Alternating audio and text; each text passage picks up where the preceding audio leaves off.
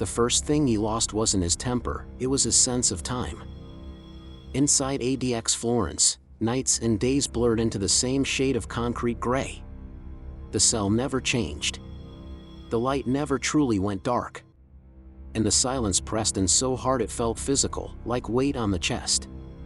This was the federal government's most secure prison, designed for men considered too dangerous to exist anywhere else. No riots. No escape attempts. No noise. Just control. If stories like this fascinate you, hit subscribe, because this one only gets darker.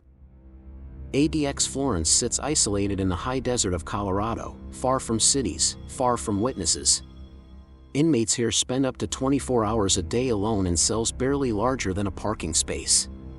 Meals slide through a slot. Voices echo only when guards choose to speak. Human contact is reduced to shadows passing a narrow window. Officially, this is order. Unofficially, it's pressure. In the early years, the system worked exactly as intended. Violence dropped. Incidents disappeared. The prison became a symbol, proof that the federal system could out-control anyone. Transfers to ADX were treated like banishment. Once inside, men stopped existing in the public imagination. But inside the units, something else began happening. Men who arrived alert and defiant began forgetting simple words. Others reported sounds that didn't exist, footsteps that never came, voices that stopped mid-sentence. Some paced their cells for hours, then froze, standing perfectly still, staring at walls as if waiting for instructions that never arrived. Guards noticed first. They wrote reports about inmates who stopped responding to commands. Medical staff logged complaints of panic, confusion, memory gaps. A few prisoners spoke through the doors in loops, repeating the same sentences day after day. Others withdrew entirely, refusing meals, refusing to speak, refusing to acknowledge anyone at all. The prison's response was procedural. Mental health checks. Observation notes. Transfers between units. But the symptoms spread. Court filings later described men with no history of mental illness unraveling after years of isolation. Evaluations documented paranoia, emotional numbness, and cognitive decline. What ADX was built to suppress, dangerous minds, seemed to be collapsing inward instead. And then came the incident that forced silence to break. During a routine round, a guard stopped outside a cell where no movement had been logged for days. No pacing. No requests. No noise. When medical staff arrived and the door finally opened, what they found triggered an internal report that never reached the public, at least not at first. Because the question no one wanted to answer was suddenly unavoidable. Was ADX Florence controlling its inmates, or was it breaking them beyond repair? The internal report didn't accuse anyone. It didn't have to. It described patterns, men deteriorating in eerily similar ways, despite different backgrounds, sentences, and risk levels. Isolation wasn't just a condition at ADX Florence, it was a system layered with precision. Cells designed to mute sound. Recreation cages built to prevent eye contact. Conversations reduced to instructions, not exchanges.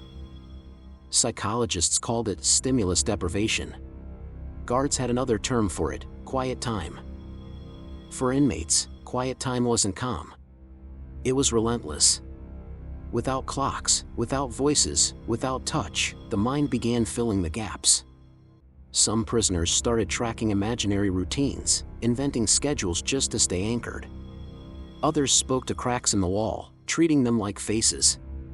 A few began to believe guards were testing them, watching to see who would break first. The pressure didn't come from violence. It came from predictability. Every movement was monitored. Every request logged. And every complaint about mental distress followed the same path: evaluation, notation, return to the cell. Medication was offered, but therapy was rare. Group treatment didn't exist. The prison's logic was simple: interaction increased risk. But the lawsuits later argued the opposite, that isolation itself was the weapon. In sealed court documents, former inmates described psychological games they believed were unfolding around them. Light adjustments, delayed responses, silence stretched just long enough to feel intentional. Whether these perceptions were real or imagined almost didn't matter. The paranoia felt real. And once it set in, it fed itself. Guards weren't immune to the strain. Some reported dreading certain units, not because inmates were violent, but because of what they'd become. Men screaming for hours with no clear target. Others whispering through doors, asking if they were still alive. A few guards admitted they stopped making eye contact entirely. It felt safer not to acknowledge the human inside. Then came the medical assessments that changed everything. Independent psychiatrists, brought in after years of complaints, began documenting severe deterioration directly linked to prolonged isolation. Cognitive tests showed decline. Emotional responses flattened. Inmates struggled to follow simple instructions. Some couldn't hold conversations longer than a few seconds. These weren't fringe cases. They were becoming routine. One evaluation concluded that continued confinement under ADX conditions posed a substantial risk of irreversible psychological harm. Another warned that isolation was amplifying existing disorders and creating new ones in men previously deemed stable. For the first time, the prison's image cracked. What had been marketed as the ultimate control environment now looked like an experiment with no off switch. And buried beneath layers of security protocols and classified procedures was a realization that unsettled everyone involved. ADX Florence wasn't just housing the most dangerous inmates in America. It was reshaping them into something no one fully understood. The lawsuits didn't arrive all at once. They came quietly, filed in federal courts, supported by medical records, sealed evaluations, and testimony from people who had seen the same pattern repeat behind different doors. The claim was blunt: extreme isolation at ADX Florence wasn't just harsh, it was causing measurable psychological damage. Prison officials pushed back hard. They argued necessity, safety, national security. ADX, they said, housed men who could not function anywhere else. The isolation was a punishment, it was containment. Any mental decline, they claimed, stemmed from pre-existing conditions, not the prison itself. But the evidence refused to stay silent. Judges read reports describing inmates unable to process simple questions. Psychiatrists testified that symptoms worsened the longer confinement continued. Men who had entered ADX lucid were leaving, when they left at all, confused, emotionally blunted, or unable to reintegrate into normal prison environments. Some cases ended in transfers. Under court pressure, a small number of inmates were moved out of extreme isolation into less restrictive units. The changes were subtle but telling. Within weeks, some began sleeping normally.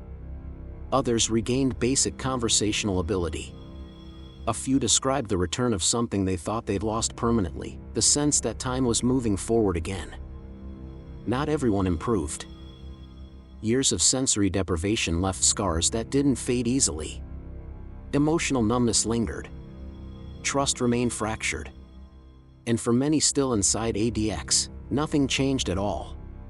The prison adjusted language, added procedures, expanded mental health documentation, but the architecture of isolation stayed intact. ADX Florence still stands in the Colorado desert, quiet and controlled. The lights still hum. The corridors still echo. The cells remain sealed from the world. What changed was perception. The mental collapse cases forced the public to confront an uncomfortable truth: a system built to dominate dangerous minds can end up dismantling them instead.